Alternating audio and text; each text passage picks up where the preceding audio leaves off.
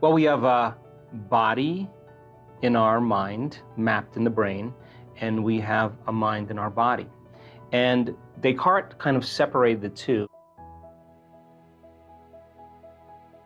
And there's never a time where the mind isn't influencing the body. In fact, they're one and the same. So the majority of people's thoughts are connected to certain feelings that influence very specific hormonal centers in the body. For example, if you think an angry thought, you are going to release certain chemicals that activate your adrenal system. You're going to begin to activate survival systems. If you feel suffering, or if you feel pain, or you feel guilty, you produce a different biochemical reaction, produces different hormonal centers to be activated. So most people's thoughts and feelings are taking most of the energy of those thoughts and storing them in the first three energy centers of the body. People call them chakras, but the first three centers are centers of survival. And the procreation, consumption, and fight or flight is how most people have survived the majority of their lives. In other words, in survival, it's not a good time to open your heart. So very little people actually make the effort to open their heart. And most of their thoughts and feelings are activating these lower centers. So the majority of the body's energy is stored in these first three centers. So then 95% of that energy stored in the body has to be liberated and driven back to the brain. So we do this breath as a way to pull the mind out of the body or send the energy. And yogis would probably love this breath because they have a lot of conscious control over the intrinsic muscles of their body. So the breath is about contracting those intrinsic muscles, the muscles of the perineum, the front and back muscles we use for elimination, the muscles of our lower abdomen or upper abdomen. When we inhale through our nose and we squeeze these muscles, what we're doing is we're pulling that energy from those lower centers up into the brain. Now, when you inhale, normally when we're just hanging out and breathing, when you inhale, the sutures of your skull slightly open up, and your bone at the base of your spine, called your sacrum, that upside down triangle, actually flexes back. So when you inhale and those sutures open up and your sacrum flexes back, the spinal fluid drains. When you exhale, the sacrum flexes forward and those sutures close and it pushes the fluid up. And so inhaling and exhaling begins to propagate a wave. Now, cerebrospinal fluid is made of proteins and salts in solution. And proteins and salts in solution have a charge. When you drop them in solution, they have a negative or positive charge. So now when you begin to inhale and you begin to pull that cerebrospinal fluid up towards your brain and you accelerate those charged molecules, according to physics, when you accelerate a charged molecule, you create a invisible field called an inductance field. So now there's information going from your brain to your body and from your body to the brain all the time. But when you do this breath and you start accelerating those charged molecules, you create this inductance field moving in a certain direction, and all of a sudden, all that energy from those lower centers start moving up to the brain. If you do this properly and you have a little passion and you start moving this fluid, there'll come a moment where the sympathetic nervous system will switch on and merge with the parasympathetic nervous system. And when that happens, all of a sudden, all the energy you use to make a baby, all the energy you use to digest a meal, all the energy you use in a stress response, instead of it being released out chemically, it's being drawn up to the brain. All that energy goes right up into the limbic brain, and it hits a gland called the pineal gland. And the pineal gland is a very specific gland that makes serotonin and melatonin. And when that energy strikes that gland, all of a sudden it begins to produce very powerful metabolites, sister molecules. And all of a sudden now the brain becomes super lucid. And the brain waves that we start to measure are very, very high gamma brainwave patterns. Now the person is super conscious. Now there's more energy in the brain. When that happens, whatever's happening between their ears becomes more real, and in a sense, they're having an orgasm in their brain. They're going into a state of ecstasy. So then you're transmuting anger, you're transmuting fear, you're transmuting guilt. And so then the liberation of that energy, all of a sudden from this center all the way to the top of the brain, begins to create a powerful polarity. Positive charge at the head and negative charge at the tail, and the body becomes like a magnet. And all of a sudden you start to produce this invisible electromagnetic field. Now the body is liberating energy. Now, once the pineal gland is signaled, it sends a direct signal to the pituitary. The pituitary begins to release two very powerful metabolites called oxytocin and vasopressin. Oxytocin signals nitric oxide. Nitric oxide causes the arteries in the heart begin to swell, and all of a sudden you feel an incredible amount of love. Oxytocin is the love chemical. When you feel love and gratitude, all of a sudden you're in a state of receivership. And then there's a reverse field that begins to come in the other direction. We've measured this. And that second chemical is called vasopressin. And what vasopressin does is it causes the cells to draw water. So people with chronic bladder infections, people with diverticulitis, people with food allergies and indigestion, acid reflux, they do the same breath, and it's just the liberation of energy. And once that energy starts to move and it starts to travel up to the brain, we've measured this on so many brain scans, we can actually predict when it's going to happen. When they inhale and they pull that energy all the way up into their brain, I ask them to hold their breath and squeeze those muscles a little bit more. And when you hold your breath and squeeze those muscles, you increase what's called intrathecal pressure. And intrathecal pressure is what you use when you lift something up and you push against your insides. Well, the pineal gland sits right at the base of the third ventricle. And inside the pineal gland are these tiny little calcium carbonate crystals. They're stacked rhombohedrons. They're stacked on top of each other. And if you find the research, and I found it, the pineal gland has been called a neuroendocrine transducer with piezoelectric properties. Now, those are just big words, but piezoelectric effect is when you take a mechanical stress and you apply it to some crystals, and it begins to produce an electric charge. So then the act of inhaling and bringing that breath all the way to your brain with passion and squeezing those muscles, and yogis can do this really well, and holding your breath, you're exerting pressure. And as you start to compress those stacked crystals, you begin to produce a piezoelectric effect. And you're taking a mechanical stress and you're turning it into an electrical charge. Now you're electrically activating those crystals. And those crystals are very sensitive to frequency. And all of a sudden, when they become electrically activated, the pineal gland becomes like a radio antenna. And now it can pick up frequencies faster than the speed of light. Now, why is that important? Because your pineal gland right now is determining whether there's enough light in this room, and if there's enough light in this room, it'll make a neurotransmitter called serotonin. And serotonin gets your brain up and awake, and you can function with conscious awareness. But when the light diminishes and there's an inhibition of light, serotonin is transmuted into melatonin. Melatonin is the nighttime neurotransmitter. It helps us to go to sleep. But serotonin and melatonin are directly related to the wavelength of visible light.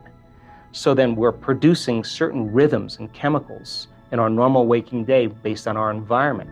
But when the pineal gland becomes electrically activated, it literally begins to produce a resonant electromagnetic field. And now that begins to send a signal out, and those crystals stretch until they can't stretch anymore, and then the field reverses and it compresses those crystals, and all of a sudden, you have a little antenna right up in your pineal gland. And now it can pick up frequencies that are faster than the wavelength of light. That's called the quantum.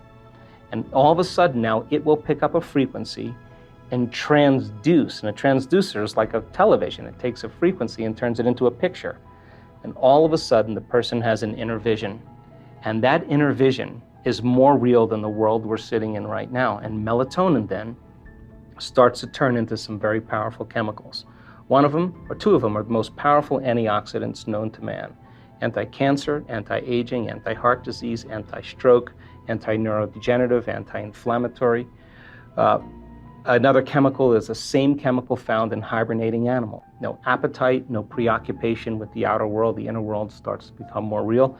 The body moves into stasis. It's the same chemical where the caterpillar becomes the butterfly. Take the molecule, tweak it again. You have a benzodiazepine, fits in the same receptors. What it does is it suppresses the survival centers in the brain. Take the molecule, tweak it again, and now you have the same chemical found in electric eels, a very powerful biophospholuminescent chemical. Tweak it one more time, and now you have dimethyltryptamine, the most powerful hallucinogenic known to man. And now, person's going on a vision, and that's why it's called the third eye. I call it the first eye because Now it's releasing its elixirs, and we start having very profound dimensional experiences. So pulling the mind out of the body is beginning to liberate energy, and it begins to produce a magnetic field, electromagnetic field. But when the latent systems switch on, now we're going to access information no longer from our three-dimensional reality. We're going to access that information from the field, and the brain is going to begin to transduce that frequency carrying information into very profound imagery, and the person's going to have a full-on sensory experience without their senses, and it's going to be more real than the world we're sitting in. Yeah, I've been knocked unconscious, I don't know, maybe hundreds and hundreds of times. I see a flash of light, that energy goes right into my brain, and wow, it's the most blissful experience of my life. And sometimes I remember, sometimes I don't, and my body will do all kinds of crazy things because it's information coming into the body, and it's got to be able to process that frequency. So where there's energetic blocks, or there's a pathway that it can't move through, that energy is going to have its way with the body, and it's going to cause the body to do all kinds of wild and crazy things. And it's just information. I mean, and our ability, we really have two choices when this happens. I mean, from my experience anyway. When something unusual happens, people always say, oh, I want the unknown, I want the unknown. When the unknown comes, a lot of people aren't ready for it because it scares the living daylights out of them. You have one of two choices. In our brain scans, we've actually seen this. A person who gets afraid will move from that elegant state into a high beta brainwave state, a stress state, and they'll disconnect. They'll come back to their body, and they'll lose the experience. Others, they relax and surrender into it, and the more you relax and surrender into it, and the less you resist it, the less impedance there is, the less physiological conditions we have. So when it happens, we have to literally surrender and relax into it. And that sounds very easy because, but a lot of times it's not. A lot of times it's more difficult than we think because it's a very powerful frequency. And the feeling that you have is a tremendous amount of love if you can fully surrender to it. And it's not chemical, it's electric. And you can feel it in every single cell of your body. That's the side effect of that we've seen is a biological upgrade. We've seen people's eczema, tumors, Parkinson's, rheumatoid arthritis, Hashimoto syndrome, literally go away after one biological upgrade. All disease is lowering of frequency and an incoherent message. And you can say in that moment, when that latent system switches on and those microtubules start vibrating, you feel such a level of coherence and order. You feel connected to something greater that you want to have that experience again. And so then the next time you do that breath, you have more intention, you have more passion, and you're literally drawing that energy up into your brain. And literally, one woman said her brain scan was off the chart.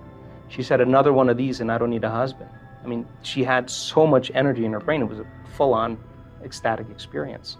So people are doing it, and the side effect is that the body begins to change dramatically. If you could use the same muscles right now, contract the muscles you use for elimination, front and back, and you were to lift those muscles up, you would be lifting up your pelvic floor, your perineum. Those are the muscles we're going to use to contract the energy related to the first center. If you were to pull your abdomen in and touch your belly button to your spine, you would be contracting the second center, where you would begin to milk the energy out of the second center. If you contract your upper abdomen, now you're contracting the muscles that are related to that center. The act of inhaling through your nose while you contract those muscles, coupling those together, is the act of pulling that energy. Where do we want it to go? Right to the top of our head. So if you took your finger and you were to place it on the top of your head and work your fingernail in there, and then take your finger away, if you can keep your attention there, where you place your attention is where you place your energy. So that's your target. So the idea then is to close your eyes and to inhale, and at the exact same time that you inhale, to lift those muscles up and in, and with the intention of pulling the mind out of the body and liberating energy, and pulling that energy all the way up into your brain. As you inhale, one slow, steady breath. Follow it from your perineum, through your lower abdomen, through your upper abdomen, through your chest, through your throat, through the brain, all the way to the top of your head. And when you get to the top of your head, hold your breath, and now squeeze those muscles a little bit more, and just pump that fluid up against the back of your brain, and hold it, and then you exhale, relax, and feel. Now, in the beginning, when you learn anything, you have to practice it, and it's mechanical. But as you keep practicing, it'll become more intuitive and less step by step. It'll become one motion. So the act is inhale at the same time, perineum, lower abdomen, upper abdomen. And as you inhale, you follow that breath all the way up through your chest, through your throat. Keep inhaling through your brain to the top of your head. When you get to the top of your head, you'll drop your shoulders down, straighten your spine, squeeze those muscles a little bit more. Put your attention on the top of your head and just push that fluid a little bit, compressing the crystals of the pineal gland. Hold for a few seconds and then relax and feel it in your brain. Now, I would recommend when you do this to play some music that has no lyrics, but has some drums or has some music that you can interpret as the movement of energy. If the energy strikes your brain, don't be afraid of it. It's just the liberation of energy. Let it happen.